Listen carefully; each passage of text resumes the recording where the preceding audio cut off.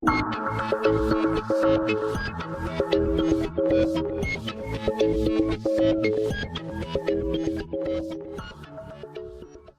के चरण का विषय है विषय 2, जो कि है वैश्विक कूटनीतिज्ञों का ये सदन साधारण अवधारणा को टीम मार्शल की अवधारणा के ऊपर रखेंगे।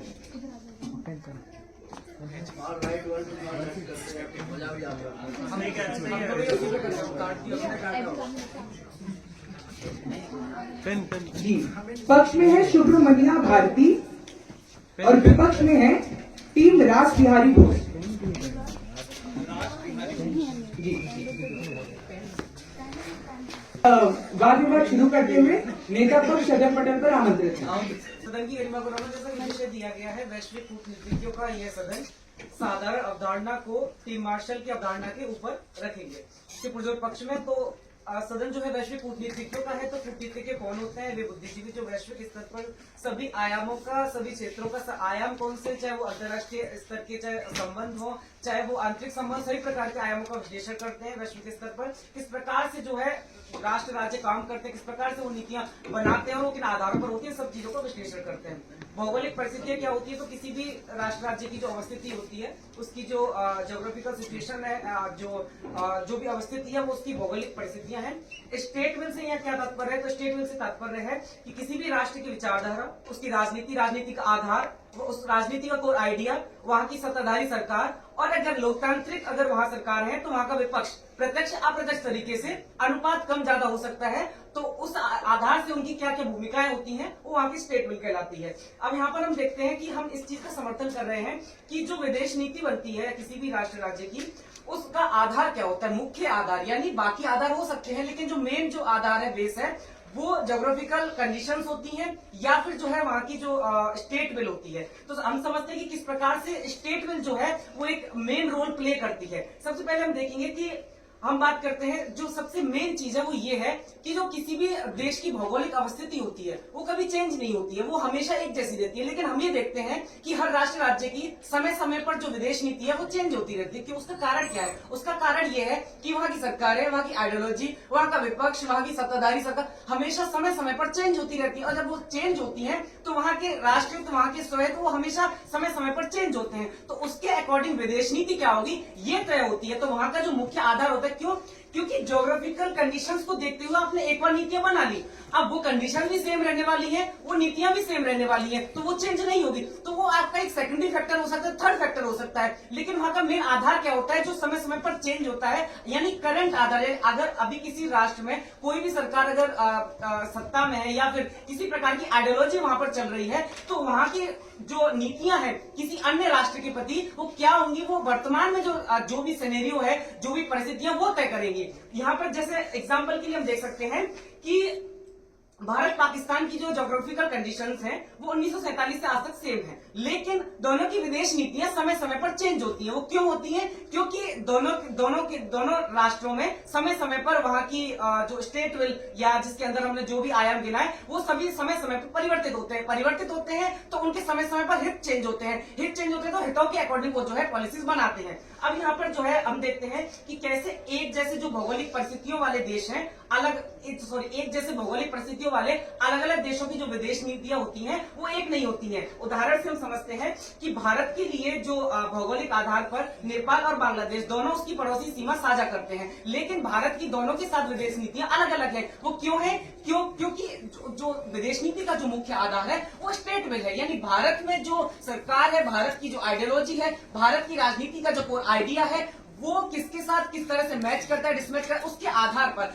या फिर हम देख सकते हैं केवल एक या सेम देश के साथ या बांग्लादेश के साथ वहां की सरकार किसी एक देश या शेख हसीना की सरकार के समय पर भारत की उसके साथ क्या पॉलिसीज रही है, एंड वर्तमान में भारत की जो है बांग्लादेश के प्रति क्या रवैया है, दोनों अलग अलग है समय समय पर। क्यों? जबकि जो भौगोलिक अवस्थिति है वो तो तब से लेकर आज तक सेम ही है, लेकिन विदेश नीति क्यों चेंज होती है? विदेश नीति इसीलिए चेंज होती है क्योंकि स्टेट विल जो है वो चेंज हो गया। अब यहाँ पर हम देखते हैं कि दूसरी बात हम देखते हैं कि दो एक जैसे भौगोलिक परिस्थितियों वाले देशों की जो विदेश नीतियां होती हैं वो भी अलग अलग भी होती हैं। जैसे फॉर एग्जांपल उदाहरण से हम समझते हैं कि अमेरिका की जो विदेश नीति है, जैसे उसके जो पड़ोसी देश है, मैक्सिको हुआ, कनाडा हुआ, इन सभी के साथ देख सकते हैं कि आज वर्तमान में जो विदेश नीति या जो उसकी जो भी नीतियां हैं वो किस तरह से एक नकारात्मक तौर पर जो है देखी जा रही है भी। लेकिन वहीं हम देखेंगे कि यूरोप में फ्रांस की उसके पड़ोसी देशों के साथ विदेश नीति काफी अच्छी है। तो दोनों में देखिए, दोनों में पड़ोसी देश जो है सीमा साझा कर रहे हैं, परिस्थितियां अवस्थिति दोनों की सेम है, लेकिन वहां की विदेश नीतियां अलग अलग है। सेम चीज हम देखेंगे कि एक टाइम पे यूरोपीय यूनियन में ब्रिटेन एग्जिस्ट करता था, आज ब्रिटेन एग्जिस्ट नहीं करता। तो क्या ब्रिटेन की भौगोलिक अवस्थिति चेंज हो गई या क्या चेंज हो गया? स्टेट विल चेंज हो गया। वहां की आइडियोलॉजी या वहां की सरकारें जो भी, ये सारे पैमाने मिलकर जो है स्टेट विल को बनाते हैं और वो चीज चेंज हो रही है। तो कहीं ना कहीं उसकी जो है विदेश नीति चेंज हो रही है। तो इस वजह से जो है हम कह सकते हैं कि जो विदेश नीति का जो मुख्य आधार होता है वो जो है स्टेट विल होता है, ना कि ज्योग्राफिकल कंडीशंस। वो एक आधार हो सकता है, हम इसको ऊपर रख रहे हैं इन द सेंस कि एक चीज को हम डिनाई नहीं कर रहे हैं, वो एक आधार हो सकता है। लेकिन यहाँ पर हम देखते हैं कि आज जो दौर है वो वैश्वीकरण का दौर है। ठीक है, वैश्वीकरण के दौर में हर देश जो है अपने आप को ग्रो कर रहा है, हर देश एक दूसरे से कनेक्टिविटी बिठा रहा है। तो कनेक्टिविटी किस आधार पर बिठा रहा है कि किसी भी देश को ग्रो करने में कौन सा राष्ट्र है उसकी स्टेट विल के अकॉर्डिंग जो है, या उसकी, या क्योंकि राष्ट्र भी उसी के अंदर आ रहा है, राष्ट्र की जो राष्ट्र का जो ग्रोथ है या राष्ट्र की जो हित है वो भी स्टेट विल के ही अंदर आ रहा है। तो कहीं ना कहीं वो कैसे ग्रोथ कर सकता है, वो कौन सा राष्ट्र उसमें सहायक हो सकता है, वो उसके अकॉर्डिंग उसके साथ जो है विदेश नीति स्थापित कर रहे हैं। तो हर देश की जो राष्ट्र हित है, जो उसके स्वहित है, वो आवश्यकता है, वो समय समय के साथ चेंज हो रही है, ग्रो कर रहे हैं। आप आज से 5 साल बाद किसी देश की जो राष्ट्र की जो आवश्यकता है वो अलग होंगी। तो उस समय उस पर्टिकुलर समय पर किस देश से उसको कैसे रिश्ते स्थापित करने चाहिए विदेश नीति के तौर पर, वो उस समय तय किए जाएंगे, उस समय की सरकारें तय करेंगी या उस समय के राष्ट्र हित तय करेंगे, ना कि ज्योग्राफिकल कंडीशंस, क्योंकि वो तो आज भी वही है, आज से 5 साल भी वही होंगी और आज से 10 साल भी वही होंगी। तो कहीं ना कहीं हम देखते हैं कि अगर आप इसको मेन फैक्टर मानते हैं या इसका जो समर्थन करते हैं, तो आप ये कैसे बताएंगे कि अगर ज्योग्राफिकल कंडीशन चेंज नहीं हो रही है तो फॉरेन पॉलिसी क्यों चेंज हो जा रही है, जबकि मुख्य आधार अगर विपक्ष उसका वो बता रहा है। तो यहाँ पर ये जो मेन फैक्टर है इससे सिद्ध हो रहा है कि कैसे जो भौगोलिक परिस्थितियां हैं, जो स्टेट विल है उसके अकॉर्डिंग विदेश नीति चेंज हो रही है। तो विदेश नीतियों में जो है जो एक और जो मेन रोल होता है वो अर्थव्यवस्था का होता है। कैसे समय के साथ जो है अर्थव्यवस्था बदलती है हर राष्ट्र की, हर देश की। तो लेकिन ज्योग्राफी तो सेम है या उसकी ज्योग्राफी का जो कंडीशन है वो सेम है। तो अर्थव्यवस्था बदलने से भी विदेश नीति चेंज होती है। क्यों? क्योंकि आज आपकी क्या अर्थव्यवस्था है, अर्थव्यवस्था किस पैमाने पर या किस स्थिति पर है, उसके अकॉर्डिंग आपको किस राष्ट्र से या किन चीजों की आपको आवश्यकता है, किस राष्ट्र से कैसे संबंध स्थापित करने की आवश्यकता है, या उससे आपके संबंधों को क्या, उन संबंधों से आपकी अर्थव्यवस्था को क्या फायदा मिलेगा, क्या होगा उससे। जैसे एग्जाम्पल के लिए भारत एक टाइम पर क्लोज इकोनॉमी भी था तो विदेश नीति अलग थी, फिर ओपन इकोनॉमी हुई तो जो है जो उसकी जो विदेश नीति है वो चेंज हो गई। अब ज्यादा देशों के साथ एक टाइम पर जो है जो इंपोर्ट की नीति, एक्सपोर्ट की नीति है वो चीजें चेंज हो गई। तो यहाँ पर हम क्या देख पा रहे हैं कि अर्थव्यवस्था चेंज हो रही है, जो कि इसका स्टेट बिल का ही एक पार्ट है, तो वो भी चेंज हो रही है, तो उसके साथ पॉलिसीज भी चेंज हो रही है। इन द सेंस हम ये कह रहे हैं कि समय समय पर जो चीज चेंज हो रही है उसके अकॉर्डिंग वो दूसरी चीज भी, यानी इंटरलिंक है दोनों आपस में, जबकि ज्योग्राफिकल कंडीशन है वो इंटरलिंक नहीं है, वो एक साथ बनी हुई है, वो चीज चेंज हो रही है। 1 मिनट का सामान्य समय विपक्ष को अपने वक्तव्य को तैयार करने हेतु दिया जाता है। महोदय, सबसे पहले जो पक्ष आता है वो विदेश नीति की डेफिनेशन बता के नहीं जाता कि विदेश नीति आपने आप में क्या है। महोदय, विदेश नीति है कि जब एक देश में क्या डिमांड है, क्या उसकी नीड्स है, वो फुलफिल कैसे होंगी, किन देशों से फुलफिल होंगी, ये उसकी मतलब फॉरेन पॉलिसी है, ये विदेश नीति है। ठीक है महोदय। अब आधार क्या है? आधार मतलब मुख्य बेस। अगर ये किसी चीज को बेस बना भी रहे हैं, उसका बेस कौन सा है, अंततः बेस कौन सा है, वो मुख्य आधार है उसका। ठीक है महोदय। अब हम ज्योग्राफी को समझ लेते हैं। ये कहते हैं ज्योग्राफी चेंज नहीं होती। महोदय, ज्योग्राफी होती है वहां के रिसोर्स, कौन से रिसोर्स वहां पे पाए जा रहे हैं। ज्योग्राफी होती है बाकी डेमोग्राफी, वहां पर कितने स्त्री हैं, कितने पुरुष हैं, कौन से रिलीजन के ज्यादा लोग हैं, कौन से रिलीजन के कम लोग हैं, उसकी डेमोग्राफी कैसी है, ये भी ज्योग्राफी में आती है। उस जगह का टेम्परेचर कैसा है, ठंडा है, गर्म है, ये भी ज्योग्राफी में आता है। उसकी लोकेशन कहां पे पड़ रही है, क्या वो लोकेशन रास्ता दे रही है किसी दूसरे देश में जाने के लिए, ये भी विदेश नीति, ये भी उसकी ज्योग्राफी में आता है। तो वो कौन सी जगह पे लोकेटेड है, ये भी उसकी ज्योग्राफी में आता है। ठीक है महोदय। अब ये कहते हैं, सबसे पहले ये कह के जाते हैं कि ज्योग्राफी चेंज नहीं होती। कैसे ज्योग्राफी चेंज नहीं होती? क्या क्लाइमेट चेंज नहीं हो रहा है? मतलब क्लाइमेट चेंज होगा तो ठंडा गर्म भी चेंज होगा। अच्छा, ज्योग्राफी कैसे चेंज, क्या डेमोग्राफी चेंज नहीं होती? बिल्कुल ज्योग्राफी चेंज होती है। ज्योग्राफी समय समय पर बदलती है, उसके विदेश नीति बदलती है, ठीक है। फिर ये कहते हैं कि जो इनका पूरा मुख्य आधार यही था कि ज्योग्राफी स्थिर है, इसलिए मतलब ज्योग्राफी स्थिर है लेकिन फिर भी पॉलिसी चेंज हो रही है। मैं कह रहा हूं कि ज्योग्राफी भी चेंज हो रही है और पॉलिसीज भी चेंज हो रही है, ठीक है महोदय। फिर ये कहते हैं भारत और नेपाल का एग्जांपल लेके जाते हैं कि कहते हैं कि मतलब दोनों पड़ोसी राज्य हैं लेकिन दोनों से अलग अलग नीतियां क्यों हैं महोदय? दोनों से अलग अलग नीतियां क्यों हैं? क्योंकि वहां की डेमोग्राफी भी वहां की ज्योग्राफी है, और वहां की डेमोग्राफी मतलब किस देश में कितने प्रतिशत जनसंख्या किसकी है ये भी उसकी डेमोग्राफी हो रही है, ज्योग्राफी के अंदर आ रहा है। और अगर ये ज्योग्राफी के अंदर आ रहा है तो क्या बांग्लादेश में कौन से रिलीजन के लोग रह रहे हैं, उनकी संख्या कितनी है, ये भी ज्योग्राफी में आ रहा है। तो उनकी संख्या, उनकी डेमोग्राफी तय कर रही है कि हमारे रिलेशन कैसे होंगे। वहां पे कौन से रिसोर्स पाए जा रहे हैं ये भी तय कर रहे हैं कि हमारे संबंध कैसे होंगे, ठीक है महोदय। फिर ये कहते हैं कि ब्रिटेन मतलब वहां से अलग हो गया, ठीक है। ब्रिटेन ने एक समय पे समझा कि हमारी मांगे कुछ और हैं। मांगे कहां से आ रही हैं? मांगे आ रही हैं नीड्स और डिमांड से, फायदे से। फायदा किसका फायदा? रिसोर्स का फायदा। अगर रिसोर्स का फायदा तो रिसोर्स किस में आता है? ज्योग्राफी में आता है। तो अंततः जो फायदा हो रहा है वो रिसोर्स का हो रहा है, और अगर रिसोर्स का फायदा हो रहा है तो वो ज्योग्राफी में आ रहा है, ठीक है महोदय। फिर ये कहते हैं कि कौन सा, हम देखेंगे हमारे लिए कौन सा देश सहायक हो सकता है, कौन सा देश सहायक नहीं हो सकता है। जब आप सहायता की बात कर रहे हैं तो आपको यह मानना पड़ेगा किसकी सहायता, मतलब आपके दिमाग में क्या है? आपके दिमाग में है आपका फायदा। आपका फायदा किसका फायदा? रिसोर्स का फायदा। अगर रिसोर्स का फायदा तो रिसोर्स ज्योग्राफी में आ रहे हैं, ठीक है महोदय। अब ये कह रहे हैं कि इकोनॉमी बदल रही है इसलिए चीजें बदल रही है। महोदय इकोनॉमी किसके ऊपर आधारित है? मतलब आपके देश में इंडस्ट्री खुल रही है, कौन सी इंडस्ट्री खुल रही है, कौन से सेक्टर की इंडस्ट्री खुल रही है, कौन से रिसोर्स की इंडस्ट्री खुल रही है। मतलब क्या आप आइसक्रीम की फैक्ट्री गर्म जगह पे लगाएंगे, क्या आइसक्रीम की फैक्ट्री जम्मू कश्मीर में लगा के जाएंगे? मतलब कौन से सेक्टर में आपकी इकोनॉमी बूस्ट होगी, कौन से रिसोर्स का। जब इकोनॉमी बूस्ट हो रहा है तो वो भी रिसोर्स से आ रहा है, और रिसोर्स ज्योग्राफी का पार्ट है, ठीक है महोदय। अब ये ठीक है महोदय, अब हम अपने पॉइंट साबित करते हैं महोदय। हम कहते हैं कि विदेश नीति मतलब इंपोर्ट एक्सपोर्ट। इंपोर्ट एक्सपोर्ट कैसे होता है? इंपोर्ट में या तो डिमांड होती है तो नीड होती है। अब नीड और डिमांड कैसे लिंक कर रही है महोदय? मेरे यहाँ पे किसी मतलब मुझे ये किस पर आधारित है? नीड और डिमांड पर आधारित है। अगर मेरे यहाँ पे पेट्रोल की कमी है तो ये निर्धारित करेगा कि मेरे एक पेट्रोल जिसमें पेट्रोल उत्पादन होता है उससे मेरी नीति कैसी नहीं है, क्योंकि मुझे पेट्रोल की जरूरत है,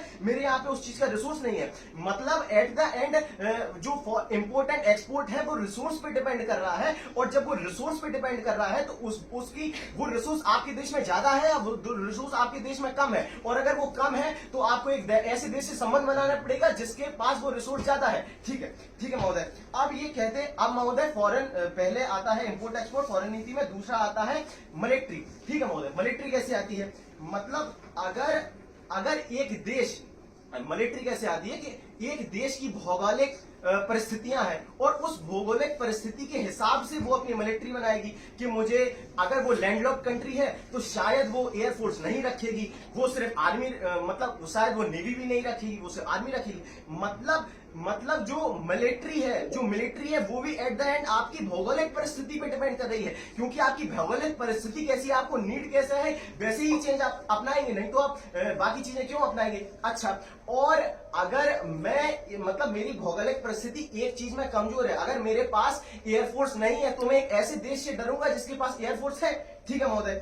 अब हम कहते हैं फॉरेन नीति में तीसरा आयाम क्या है? 2 आयाम हो गए, तीसरा आयाम है इन्वेस्टमेंट। महोदय अगर हमारे देश में फॉरेन डायरेक्ट इन्वेस्टमेंट आ रहा है, कौन सी कंपनियां कौन से देश में इन्वेस्ट कर रहे हैं, ये फॉरेन नीति का आयाम है। अब महोदय अगर मुझे किसी देश में कंपनी लगानी है, मतलब अगर मुझे इन्वेस्टमेंट करना है तो इन्वेस्टमेंट के लिए जरूरी है कंपनी के लिए जरूरी है रिसोर्सेज, और रिसोर्स ज्योग्राफी से निकल के आ रहे हैं। मतलब अगर मुझे किसी देश में इन्वेस्ट करना है तो किस सेक्टर में इन्वेस्ट करना है, और उस सेक्टर में कैसे रिसोर्सेज है, किस हिसाब से इन्वेस्ट करना है, ये भी अंततः हमारी ज्योग्राफी तय कर रही है, ठीक है महोदय। अब आते हैं वॉर पे। महोदय हम किस देश से लड़ाई करेंगे और किस देश से लड़ाई नहीं करेंगे, ये किस पर जो हो रहा है आज, ये किस पर हो रहा है कि उसकी लोकेशन कैसी है। लोकेशन मतलब कि वो किस रास्ता किस देश के लिए खोल रहा है।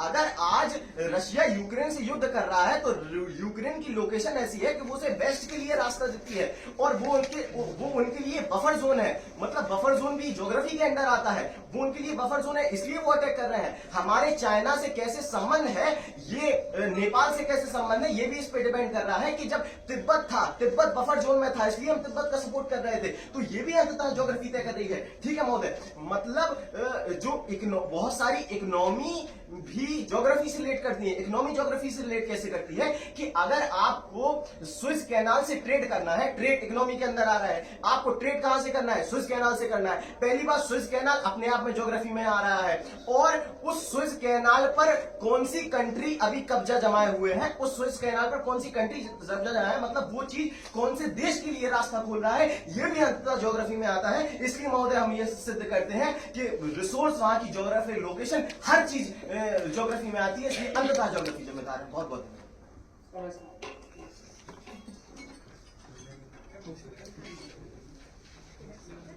अब उपनेता पक्ष सदन पटल पर आमंत्रित है।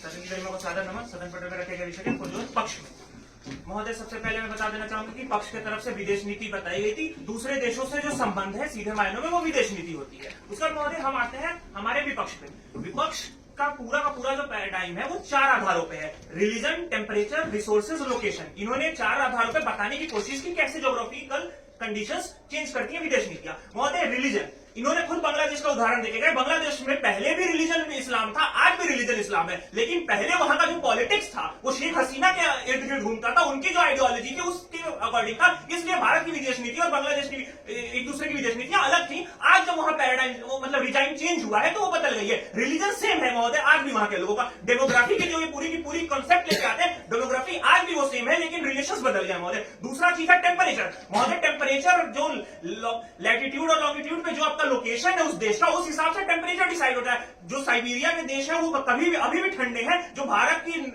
साउदर्न स्टेट है वो अभी भी गर्म है, नॉर्दर्न स्टेट अभी भी ठंड है। तो टेम्परेचर, क्लाइमेट चेंज जो ये कह के जा रहे हैं टेम्परेचर चेंज हो रहा है, वो पूरे विश्व का एक लेवल पे 1-1 डिग्री बढ़ रहा है। तो उससे कोई ड्रास्टिक टेम्परेचर चेंज नहीं हो रहा है। उस क्लाइमेट चेंज के से डिराइव हुए टेम्परेचर चेंज से विदेश नीतियां नहीं बदल रही है महोदय। विदेश नीतियां दूसरे आधारों पर बदल रही है। जैसे ये कह के जाते हैं कि आइसक्रीम की फैक्ट्री गर्म जगहों पर लगाएं या ठंडी जगहों पर लगाएं। महोदय, आइसक्रीम की फैक्ट्री यदि किसी देश को लगानी है तो ठंडे जगहों में भी कई देशों का ऑप्शन है उसके पास महोदय। उन सबका टेम्परेचर ठंडा ही है, लेकिन वो उसके विदेश नीति पे डिपेंड करेगा कि किस जगह से उसके कैसे रिश्ते हैं। वो वहां के पॉलिटिक्स पे डिपेंड करेगा, वहां के सरकार से, वहां के जो पॉलिटिकल माइंडसेट चल रहा है, उस आइडियोलॉजी चल रहा है, उससे इसको फायदा है या नुकसान है, उसको सपोर्ट करना चाहिए या नहीं, उसमें इन्वेस्टमेंट करना चाहिए नहीं, इस पर आधार है, ना कि उसके टेम्परेचर पे महोदय। तीसरा आधार इन्होंने बोला रिसोर्सेज का। महोदय, रिसोर्सेज में हम देखना चाहेंगे कि पेट्रोल मिडिल ईस्ट के कई देशों के पास है, लेकिन उस मिडिल ईस्ट में भी किन देशों से हमें पेट्रोल खरीदना है ये हमारे ऊपर, हमारे विदेश नीतियों पर डिपेंड करता है महोदय। हम ये नहीं करेंगे कि रिसोर्सेज उनके पास है तो वहीं से खरीदेंगे। आज हमारे पास ऑप्शन है कि अमेरिका भी हमें क्रूड ऑयल दे सकता है, रशिया भी क्रूड ऑयल दे सकता है, लेकिन ये हमारी विदेश नीति पर डिपेंड करेगा महोदय कि हम किससे खरीद रहे हैं। ये हमारी कोई अनिवार्यता नहीं है कि जिसके पास रिसोर्सेज है और मेरे पास अगर वो रिसोर्सेज नहीं है तो मुझे लेने ही पड़ेंगे। आज वैश्वीकरण का दौर है, मैं बाध्य नहीं हूं किसी एक से ही लेने के लिए क्योंकि उसके पास है, मेरे पास नहीं है महोदय। चौथे पे आते हैं लोकेशन के। महोदय, लोकेशन तो सेल्फ में कॉन्ट्रडिक्टरी बात करके गए। लोकेशन किसी जगह का, किसी भी देश का लोकेशन हमेशा वही रहेगा, वो चेंज नहीं होगा, लेकिन फिर भी उसकी विदेश नीतियां बदलती रहेंगी महोदय। यूक्रेन रशिया की बात करके जा रहे हैं, यूक्रेन का लोकेशन पहले भी वही था जब रशिया के साथ उसके अच्छे रिश्ते थे। आज भी यूक्रेन का लोकेशन वही है। वहां पे वॉर क्यों हो रहा है? क्योंकि पहले वो रशिया के साथ उसका पॉलिटिकल अलायंस अच्छा था, आज वो यूरोपियन यूनियन में घुसने की कोशिश कर रहा है, वो पॉलिटिक्स उसकी बदल रही है, इसलिए वॉर हो रहा है। वहां वॉर का कारण कहीं ना कहीं वहां की पॉलिटिकल आइडियोलॉजी में चेंज है, वहां की पॉलिटिकल नीतियों में चेंज है, ना कि वहां के लोकेशन की वजह से ही हो रहा है। और उसके बाद हम इनके तर्कों पे आना चाहिए। क्लाइमेट चेंज मैंने बता दिया, बांग्लादेश की बात हो गई। रिसोर्सेज के फायदे की बात कर रहे हैं, रिसोर्सेज आपके पास जब नहीं है तो आप, जैसे मैं बताया, बाध्य नहीं है किसी से जाने के लिए, आपके पास ऑप्शन है। आज के वैश्विक ग्लोबल विलेज के दौर में आपके पास ऑप्शन है, आप इससे नहीं खरीदना चाहते तो आप दूसरे से खरीद सकते हैं, आप बाध्य नहीं है महोदय। उसके बाद ये बात करते जाते हैं ब्रिटेन अलग हुआ अपने फायदे को लेकर महोदय, तो यही बात तो हम कह रहे हैं कि जो उसकी विदेश नीति ब्रिटेन की बदली, वो क्यों बदली? उसके फायदे को लेकर। फायदा किसने सोचा? जो वहां की पॉलिटिकल रिजाइम थी उसने सोचा। जो स्टेट विल था, स्टेट विल ही तो फायदा देख रहा है महोदय। तो कहीं ना कहीं यहाँ पे जो उसकी विदेश नीति बदल रही है वो स्टेट विल की वजह से बदली ना कि उसकी ज्योग्राफिकल लोकेशन की वजह से बदली। ये तो आपने हमारे बर्डन प्रूव करने की कोशिश कर दी कि उसके स्टेट विल की वजह से ब्रिटेन पहले यूरोपियन यूनियन का पार्ट था, यूरोपियन यूनियन से अलग हो गया महोदय। उसके बाद ये बात करके जाते हैं कि इन्वेस्टमेंट किस देश में किस सेक्टर में इन्वेस्ट करना है। तो महोदय, जब अगर जैसे मैंने आइसक्रीम की फैक्ट्री वाला ही बात बताया, ऐसी मुझे कोई भी अगर मुझे इन्वेस्टमेंट करना है, कुछ फैक्ट्री लगानी है, तो मेरे पास मल्टीपल ऑप्शंस है जो कि सेम ज्योग्राफिकल सिचुएशंस मुझे प्रोवाइड कर रहे हैं। अब उन सेम ज्योग्राफिकल सिचुएशंस में मुझे कहां इन्वेस्ट करना है, ये मैं उस देश की और मेरे देश की दोनों के स्टेट विल को कंपेयर करूंगा। कहां मुझे, जो आप फायदे की बात कर रहे हैं, कहां मुझे फायदा मिल रहा है, वो देश ये देखेगा, उसके बाद वहां इन्वेस्टमेंट करेगा महोदय। उसका बात करते जाते हैं मिलिट्री की, कि मिलिट्री ज्योग्राफी के अकॉर्डिंग होता है। तो महोदय सबसे पहले तो ये भी कॉन्ट्राडिक्टरी है कि जैसा सेम जो ज्योग्राफी है उसके अकॉर्डिंग मिलिट्री होगा। एक लैंडलॉक कंट्री नेपाल भी है, उसकी मिलिट्री एक दूसरे लैंडलॉक कंट्री जो इजराइल है उसकी मिलिट्री से बिल्कुल अलग है महोदय, क्योंकि वो उसकी जो सिचुएशंस है वो बिल्कुल अलग हो सकते हैं। तो जो मिलिट्री है वो अपने आप में विदेश नीति का पार्ट है। विदेश नीति का पार्ट वहां पे कहा था, जो मिलिट्री जो आप दूसरे देशों की मिलिट्री के साथ आपके कैसे रिलेशन है, जैसे जो कंबाइंड मिलिट्री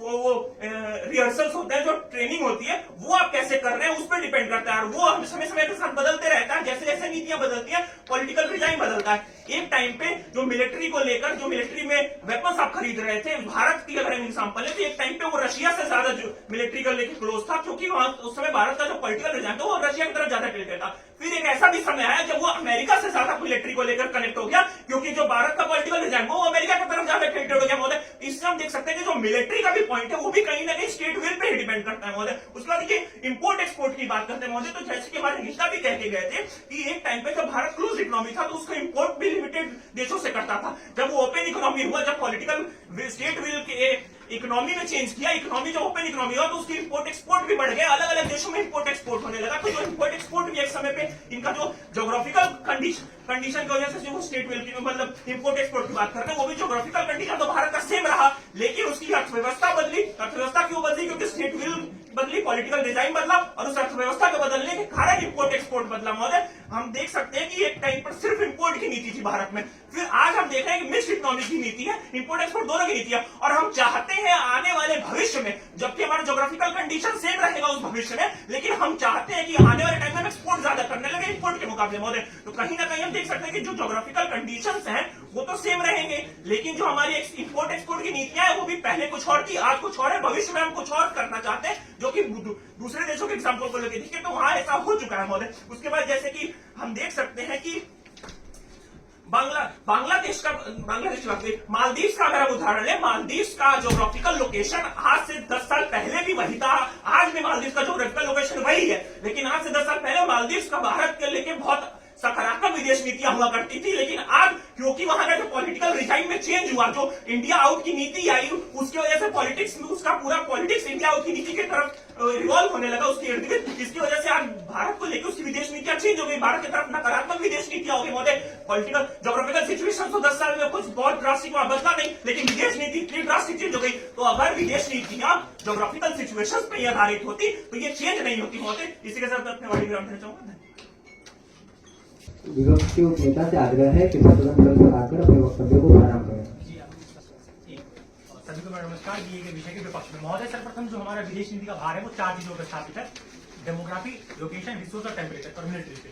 तो महोदय हमारे प्रतिपक्ष के वक्ता आते हैं और वो हमारे बातों को खंडन करने का प्रयास करते हैं। महोदय अभी जो ये कहते हैं ज्योग्राफी चेंज नहीं होती, देखिए महोदय किस प्रकार ज्योग्राफी चेंज होती है, क्लाइमेट चेंज के पर्सपेक्टिव में देखिए। आज से पहले के समय में जो ज्योग्राफी की बात हो रही है वो किस प्रकार चेंज हो रही है। आज के 50 साल पहले जो टेम्परेचर थी समाज की वो उतनी नहीं रही जितनी आज के समय में बढ़ती जा रही है, वो क्लाइमेट चेंज के कारण हो रही है। अब क्लाइमेट चेंज किस चीज में आ रहा है? ज्योग्राफिकल कंडीशन के कारण क्या हो रहा है कि क्लाइमेट चेंज की जैसी समस्या जो है वो उत्पन्न हो रही है। उसके क्या कारण क्या हो रहा है? जो पॉलिटिकल डिसीजन है, जो पॉलिटिकल पैक्ट्स हो रहे हैं, COP29 जैसे जो पैक्ट्स हो रहे हैं, वो किस आधार पर जो विदेश नीतियां बन रही है वो टेम्परेचर के आधारित विदेश नीतियां बन रही है, क्योंकि टेम्परेचर राइज हो रहा है वर्ल्ड का, इसीलिए इस चीज को काउंटर करने का प्रयास किया जाता है। उसके बाद महोदय तो ये बात करके जाते हैं कि महोदय कहते हैं कि लैंडलॉक कंट्री जो होती है उनकी पॉलिसी अलग अलग, मतलब क्या पॉलिसी जो है कि नेपाल के अलग है और देखिए महोदय यहाँ पे ज्योग्राफिकल कंडीशन कैसे डिफाइन करते हैं कि आपकी पॉलिसी किस प्रकार की होगी। महोदय नेपाल के आसपास जो कंट्रीज है, भारत जैसी कंट्रीज है, उसके साथ सौहार्द भाव रखता है। वही इजराइल की जब बात करते हैं तो वो एक हॉस्टाइल रीजन में रहता है। हॉस्टाइल रीजन का तात्पर्य हमारा क्या है कि वो एक ऐसे रीजन में रहता है जहां पे उसके आसपास की कंट्रियां उसको समाप्त कर देना चाहती है, उसको मारना चाहती है।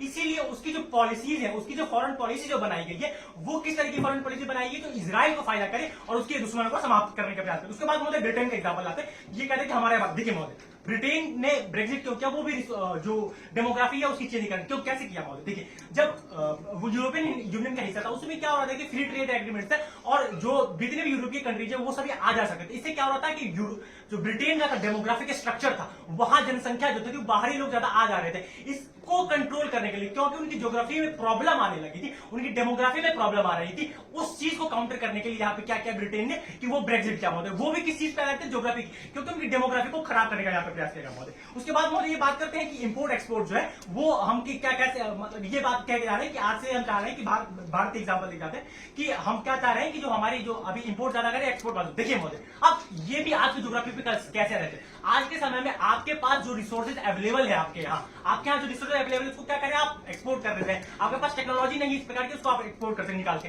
आज क्या कर रहे हैं आप? इंपोर्ट कर रहे हैं वो सारी चीजें। जब आपकी ज्योग्राफी आपको ये इस चीज में कैपेबल बना देगी कि आपके यहाँ के जो रिसोर्सेज है जो कि आपके ज्योग्राफी के अंतर्गत आते हैं, जब उन चीजों का एक्सट्रैक्शन करेंगे, आप उन चीजों का एक्सट्रैक्शन करेंगे तो तब जाके आप उन चीजों को क्या कर पाएंगे? एक्सपोर्ट कर पाएंगे। वो किस चीज पर आधारित है महोदय? आपकी ज्योग्राफी के आधारित है। अब इसके बाद फिर ये महोदय प्रश्न उठाते हैं कि जो 5 साल पहले पॉलिसीज थी क्लोज इकोनॉमी में मिक्स। देखिए महोदय, यहाँ पे जो पॉलिसीज है, हम ये नहीं कह रहे कि गवर्नमेंट की पॉलिसीज होती नहीं, गवर्नमेंट की पॉलिसीज होती है, लेकिन वो आधारित किस चीज पे होती है? वो आधारित इस चीज पे होती है कि आपकी ज्योग्राफिकल कंडीशन आपको क्या क्या चीजें करने को अलाउ कर रही है। आज के टाइम पे बहुत सारी चीजें ऐसी जो भारत में अवेलेबल नहीं है, तो गवर्नमेंट की पॉलिसी इस तरीके से बन रही है, राजनीतिक पॉलिसी इस तरीके बन रही है कि उन सामानों का इंपोर्ट किया जा रहा है। लेकिन आज से 5 साल के बाद क्या होगी? भारत की ज्योग्राफिकल कंडीशन जो है, जो रिसोर्सेज आज तक हम एक्सट्रैक्ट नहीं कर पाएंगे, उन चीजों को एक्सट्रैक्ट करेंगे, तो फिर यहाँ पे क्या होगी? गवर्नमेंट की जो पॉलिसीज होगी उन ज्योग्राफिकल कंडीशन के कारण हम उन चीजों को क्या कर पाएंगे? एक्सपोर्ट कर पाएंगे महोदय। तो ये भी किसी पे आधारित है महोदय कि हमारी ज्योग्राफी के आधार पर। उसके बाद महोदय हमें मिलिट्री वाला पैराडाइम आता है कि मिलिट्री किस प्रकार से। देखिए महोदय, ये क्या कहते हैं भारत पाकिस्तान का संबंध पहले था वो खत्म, आज के समय में वचन। देखिए आज के समय में भारत पाकिस्तान का जो संबंध है वो हम क्योंकि मजबूत होते जा रहे हैं, उसके लिए हमारे क्या तात्पर्य यहाँ पे कि भारत पाकिस्तान के जो टेंशन बिटवीन थे कि वहां से वॉर ऑफ टेररिज्म आ सकता है, वहां से हमारे ऊपर आक्रमण हो सकता है। इसके लिए क्या है? ये ज्योग्राफी जो हमारी गवर्नमेंट है वो किस चीज पे हमारी जो पॉलिटिकल पॉलिसी बना रही है, फॉरेन पॉलिसी बना रही है, वो इस चीज पे बना रही है कि भारत की सुरक्षा सर्वप्रथम रखी जाए। क्योंकि ये टेंशन हमेशा बनी हुई है कि पाकिस्तान की तरफ से हमारी तरफ आक्रमण हो सकता है। जब ये टेंशन बना हुआ है तो रिलेशन चेंज नहीं हुआ है ज्योग्राफी, क्योंकि ज्योग्राफी वो है और उसके कारण क्या हो रहा है कि उनके टेंशन बना हुआ है। क्या हो रहा है कि पॉलिटिकल पॉलिसी इस तरीके से बनाई जा रही है कि उस ज्योग्राफिकल कंडीशन के कारण जो हमारे ऊपर आक्रमण का खतरा है उसको निवारा जा सके। इसके लिए सरकार कार्यरत आज भी है। उसके बाद महोदय ठीक है, और उसके बाद मोदी ये बात करते हैं कि ठीक, उसके बाद महोदय ये बात कर रहे हैं कि जो पॉलिसीज होती है, नीतियां जो होती है वो चीजें। देखिए महोदय, फिर ये यूक्रेन का उदाहरण निकालते हैं कि किस प्रकार यूक्रेन की नीति। देखिए महोदय, यहाँ पे यूक्रेन ने क्या दिया, क्या करे कि गवर्नमेंट आती है, सबसे पहले क्या कहते हैं? सेल्फ इंटरेस्ट देखने का प्रयास। इंटरनेशनल रिलेशन जो फॉरेन पॉलिसी बनाते हैं तो वो आधारित होती है किस चीज पे? सेल्फ इंटरेस्ट पे। अब यूक्रेन की जो सरकार आई उसने क्या सोचा कि अपने सेल्फ इंटरेस्ट को देख, किस आधार पे सेल्फ इंटरेस्ट को देखा? ज्योग्राफी के आधार पे सेल्फ इंटरेस्ट को देखा। क्यों? क्योंकि जो वेस्टर्न कंट्रीज है वो क्या चाहती है? रशिया को टैकल करना चाहती है। उसके लिए उनके लिए सबसे बेहतरीन ज्योग्राफिकल कंडीशन क्या है? वो यूक्रेन की ज्योग्राफिकल कंडीशन है। अब यूक्रेन की ज्योग्राफिकल कंडीशन जब सबसे बेहतरीन है तब वहां पर उनकी सरकार ने क्या चाहा कि उनको बेनिफिट हो। अब उनकी बेनिफिट किस आधार पे? वो भी ज्योग्राफी के आधार पर आधारित है। तो यहाँ पे यूक्रेन की जो प्रॉब्लम है, यूक्रेन पर जो आक्रमण हो रहा है महोदय, वो भी कहीं ना कहीं ज्योग्राफी पर आधारित, जब उनकी सरकार ये ऐसी पॉलिसीज लेके आ रही है महोदय। ठीक है, उसके बाद महोदय हमारा जो पूरा पैराडाइम है कि किस प्रकार से डेमोग्राफी और लोकेशन के आधार पे। ठीक है महोदय, तो जब हम कह रहे हैं कि जब ये बात कह जा रहे हैं कि हम जो टेम्परेचर के आधारित है और उसके बाद डेमोग्राफी, तो महोदय देखिए यहाँ पे एक चीज और होता है डेमोग्राफी की, आपका जो जनसंख्या है वो कहते हैं कि ये पहले कह रहे हैं कि आपका अमेरिका के साथ मतलब भारत का जो संबंध है वो रशिया के साथ ज्यादा टिल्टेड था और इसके साथ खराब होता है। ठीक है महोदय, तो डेमोग्राफी का जो हिस्सा आता है, इसके डेमोग्राफी में क्या आती है? जनसंख्या आती है। जब डेमोग्राफी में जनसंख्या आती है, जो सरकार जो पॉलिसीज बनाती है वो ये चीज भी देखती है कि कहां से देश को ज्यादा फायदा हो रहा है, कैसे ज्यादा फायदा हो रहा है। अब जब अमेरिका एक ऐसा देश है जो कि फॉरेन पॉलिसी किसे डेमोग्राफी पे आधारित, जब यहाँ पे भारतीय देश को, भारतीय नागरिकों को रोजगार के अवसर के रूप में अमेरिका ज्यादा बेनिफिट कर रहा है, तो क्या कर रहा है यहाँ पे जो सरकार आ रही है वो किस चीज पे ध्यान दे रही है? अमेरिका की तरफ पॉलिसी बना रही है। क्यों बना रही है? क्योंकि ज्योग्राफी आधारित है, उनकी डेमोग्राफी पे आधारित है महोदय। तो ये भी क्या हो रहा है कि ज्योग्राफी के आधारित पैमाने पे चल रहा है महोदय। ठीक है महोदय, फिर ये बात करते हैं कि जो इंपोर्ट एक्सपोर्ट, पेट्रोलियम की बात करते हैं, इंपोर्ट एक्सपोर्ट की बात करते हैं कि हमारे पास ऑप्शन। देखिए महोदय, अब यहाँ पे क्या आधारित होती है कि देखिए जो भी कोई सरकार पॉलिसीज बनाती है तो वो देखती है कि उसकी डेमोग्राफी और मतलब सेल्फ बेनिफिट उसको कैसे मिल रहा है। सेल्फ बेनिफिट जब उसको मिलेगा उसी आधार पे वो पॉलिसी बनेगी। आज हमारे पास पेट्रोलियम नहीं, हमारे पास मतलब भारत जैसे देश के पास पेट्रोलियम की समस्या, वो बाहरी देशों से पेट्रोलियम खरीदने का तात्पर्य।